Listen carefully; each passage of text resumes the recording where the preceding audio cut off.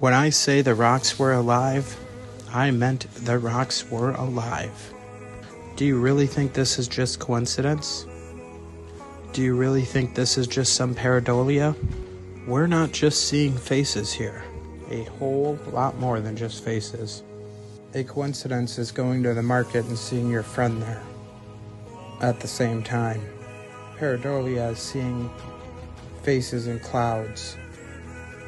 This isn't seeing faces in clouds. Just think of where all that pink Himalayan salt comes from.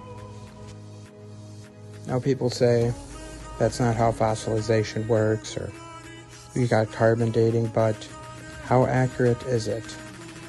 You know they lie to us about everything. Just look at some of this petrification. Some of these artifacts that have no explanation. Petrification and fossilization takes a lot shorter than they tell us. And in the right scenario, like one big massive cataclysmic event, you have a perfect petri dish for what you see here. Geology, that is nothing more than hardened biology. Question everything, friends, especially the pink Himalayan salt. Until next time, friends.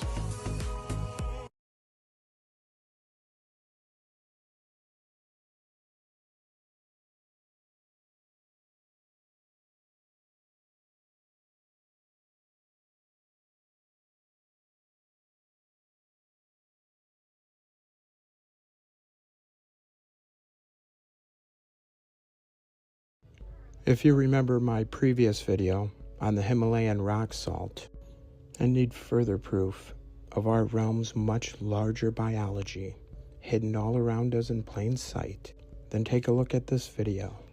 It's not just seeing the faces on the mountains or small rocks resembling flesh. It goes much bigger than that. Biogeology, the study of petrified fragments of giants. Now these are theories, but not an exact science. Could have this been the inside of a digestive system of a giant? Now, as you can see the diagram that I did bring up, and you can see the circular folds, and you can also see how identical they look. Now, could have this been the entrance of the large intestine as shown in the diagram up above? Now, if you look at the diagram of the large intestine up above, and to your left you see the cave wall, you can see the identical similarities to both of them. Now, could this cave just have been a digestive tract of a giant? Now, according to research, these so-called rocks have a composition of venous blood, which is a purple blood and has composition of iron, and on the back side of this rock you can see the uncanny flesh look to this rock. Now take a look at this trabecular bone and compare it to this. Now you can see the similarities to the trabecular bone. Now you can see a good example of this Swiss cheese looking trabecular bone, and in the channels you can see the red iron ore, and you might think this is just earth packed in from flooding, but if you look at this larger example you can see that this is not earth, this is actual iron ore coming out of this trabecular bone. Now, could this be here, the fragments of giants scattered all over?